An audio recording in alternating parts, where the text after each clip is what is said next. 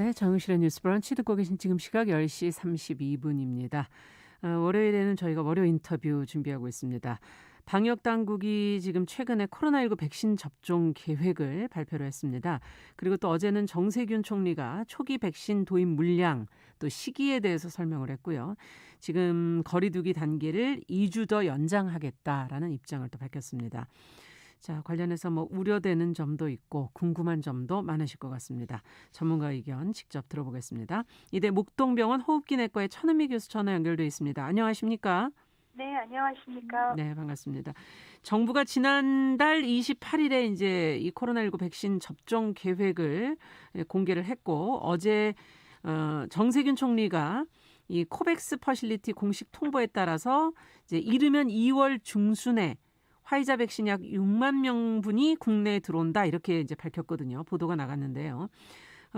지금 코백스를 통해서 아스트라제네카 백신도 상반기 중에 최소 130만 명분에서 219만 명분이 도입이 되고 이 가운데 최소 30만 명분 이상은 2, 3월 중에 공급이 될 예정이다라는 얘기가 나오고 있는데 초기 물량으로 보실 때 지금 나오는 그 분량이 충분하다고 보십니까? 어떻게 보십니까?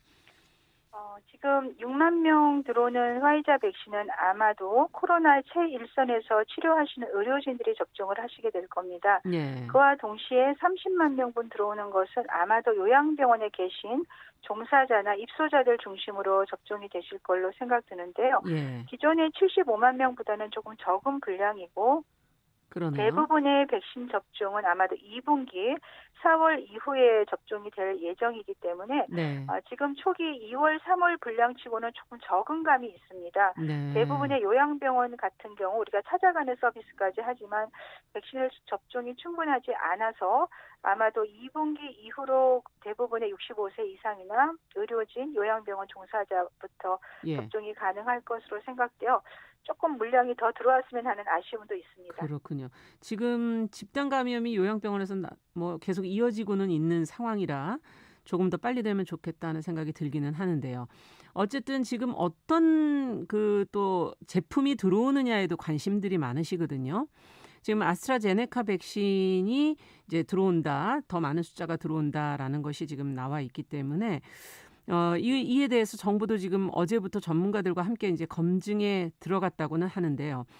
다른 나라 사례를 한번 좀 들여다보면 독일은 65세 미만에게만 지금 접종을 권고했고 영국은 연령과 상관없이 지금 접종하도록 승인은 했는데 관련 자료가 지금 나오고 있지 않아서 저희가 어떻게 되고 있는지 추이를 알 수가 없고요. 어떻게 보시는 게 맞습니까? 검증을 좀 더 해봐야 된다고 보시는지 신중하게 접근하는 게 낫습니까? 아니면 급하다고 보십니까? 좀 신중하게 접근을 해야 되는 이유가요. 이 아스트라제네카 백신은 초기 1상 이상에서는 고령층에서도 젊은 층과 유사할 정도로 항체가 형성이 되는 걸로 알려져 있었습니다. 네. 그렇지만 마지막 3상 결과에서 70세 이상이 200명대로 매우 적고요. 화이자나 모더나 같은 경우는 사실 56세 이상이 42% 정도로 대부분 백신들이 이제 고령층 중심으로 많이 연구가 되어 있는데 예. 그 고령층 연구가 부족하다 보니까 독일 같은 경우는 65세 미만에만 접종, 이태리는 55세 미만에만 접종, 프랑스도 조금 접종을 꺼리고 있는 그런 문제가 있습니다. 물론 유럽연합은 지금 백신이 매우 부족한 상태이기 때문에 그렇죠. 승인을 먼저 한 상태고요. 예. 정부는 이러한 점을 조금 더 고려해서 우리가 접근을 해야 될 것 같고요. 왜냐하면 고령층이 가장 중요한 그 접종 대상이니까요. 예. 또 하나는 이 아스트라제네카는 용량이나 간격에 따라서 예방률이 다른 문제가 있기 때문에 네. 그 점도 우리가 충분히 고려해야 될 것으로 생각합니다. 네, 그 부분도 조금 설명을 해 주시죠. 지금 간격이라든지 그런 게 어떤 의미가 있는 건가요? 네, 아스트라제네카는 간격을 6주 이내로 접종할 때는 53%, 6주 이상 간격으로 접종할 때는 65% 다르게 나왔고요. 네. 무증상 감염자의 예방률도 저용량과 고용량을 쓸 때는 58.9%인데 표준 용량을 쓸 때는 3.8%밖에 예방률이 안 나옵니다. 네. 또한 저용량 다음에 표준 용량을 쓰고 3개월 간격으로 접종을 할 경우에는 56세 미만에서만 90%가 나오기 때문에 이렇게 여러 가지 용량이나 간격에 따라서 예방률이 다르게 나오는 점에 대해서 우리 정부에서 어떤 쪽으로 간격이라든지 용량을 쓸지에 대해서도 고심해야 될 문제라고 생각합니다. 네, 이게 좀 일관된 그 어떤 표준 그 용량과 간격이 딱 있는 것이 아니라 지금 좀 왔다 갔다 하는군요, 상황이. 네, 연구 안전성이나 논문에 그렇게 돼 있습니다. 효과성이 조금 들쭉날쭉하는 부분이 있는 것 같아서 걱정스럽기도 하네요. 한 부분에서는. 연구가 좀 필요한 게 아닌가 하는 생각도 들고 어쨌든 이 코로나19 백신 접종이 지금 처음이 되지 않습니까? 2월에. 네. 백신에 대한 어떤 사회적 신뢰는 아직 주변에 맞은 사람을 본 적이 없기 때문에 낮은 상태고 이 사회적 신뢰도가 백신 접종률, 방역 효과에 미치는 영향이 있지 않을까 하는 생각이 드는데 어떻게 보십니까? 네, 그렇습니다. 사회적 신뢰도가 떨어지게 되면 백신 접종을 꺼려서 초기에 해외에서도 많이 접종을 안 하다가 네. 최근에 이제 많이 접종이 됐는데 문제는 이제 백신이 없습니다. 그래서 해외 사례를 좀 잘 보고를 해야 되고 정부도 정확한 정보 제공이 필요할 것 같고요. 네. 혹시라도 부작용이 되면 보상 체계를 확실하게 해준다는 발표도 필요해서 신뢰를 구축해야 될 것 같습니다. 예. 또 하나는 이스라엘 같은 경우가 가장 백신 접종이 잘 돼서 전 인구의 30% 이상이 접종을 하면서 예방률이 매우 높게 나왔지요. 예. 그래서 이런 식으로 정부 수반이 이렇게 접종을 해주는 경우도 우리가 신뢰를 줄 수 있는 하나의 또 부분이 될 수 있고 네. 여러 가지 가장 중요한 것은 정확한 정보 제공과 이런 것들이 이제 신뢰를 받을 수 있는 그런 항목이라고 생각합니다. 네, 신뢰도를 높이려면 부작용에 대한 보상이라든가 정부의 책임 있는 자리에 계신 분들이 먼저 맞는 모범을 보인다든가 뭐 또 정보를 얼만큼 정확한 정보를 공개할 것이냐 하는 것들이 중요하다는 말씀이신데요. 네. 자, 어쨌든 제일 중요한 건 지금 백신 공급량도 좀 부족하네요. 네, 맞습니다. 이게 속도를 과연 내지 못하면 과연 집단 면역이 생길 것인가 이런 부분에서도 의문이 있거든요. 네. 이건 어떻게 지금, 보세요? 지금 의료인이나 접종센터 준비도 매우 중요하지만 백신이 수급이 안 되면 의미가 없습니다. 그래서 백신의 수급이 가장 중요하고 이래야지만 우리가 11월 집단 면역이 가능하기 때문에 정부 입장에서는 이 예정한 대로 백신 수급이 차질 없이 되도록 노력을 해주는 것이 가장 중요할 것 같습니다. 네. 이거는 근데 해외 제약회사와도 관계가 있지 않을까요? 우리만의 노력으로 가능할까요? 그렇습니다. 외교적 노력이 가장 지금은 필요한 때라고 생각됩니다. 네. 근데 이렇게 1차와 2차 접종 사이의 간격에 따라 다른 제약회사 제품들도 백신 효과가 달라집니까? 아닙니다. 지금까지 나온 것은 아스트라제네카의 연구 경우에만? 논문만 차이가 있습니다. 그렇군요. 자, 백신 접종을 통한 집단 면역 형성과 관련해서 이제 정부가 세운 계획은 국민의 70% 접종 목표보다는 조금 높게 사실상은 100%에 가깝게 접종해야 실제적 효과가 있을 것이다. 이렇게 언급하시는 분들도 있던데 전문가 입장에서 이건 어떻게 보십니까?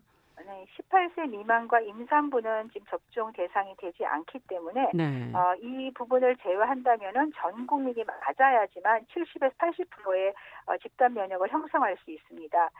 그렇기 때문에 이제 100%에 가깝게 접종해야 된다는 말이 나오는 거고요. 네. 하지만 18세 미만인 경우도 아마 우리가 3분기 이후에 되면 접종이 가능할 거로 임상 연구가 진행 중이고요. 네. 임산부인 경우에는 임상 연구가 되지는 않지만 동물 실험에서 부작용이 없다는 연구가 이미 나와 있고요.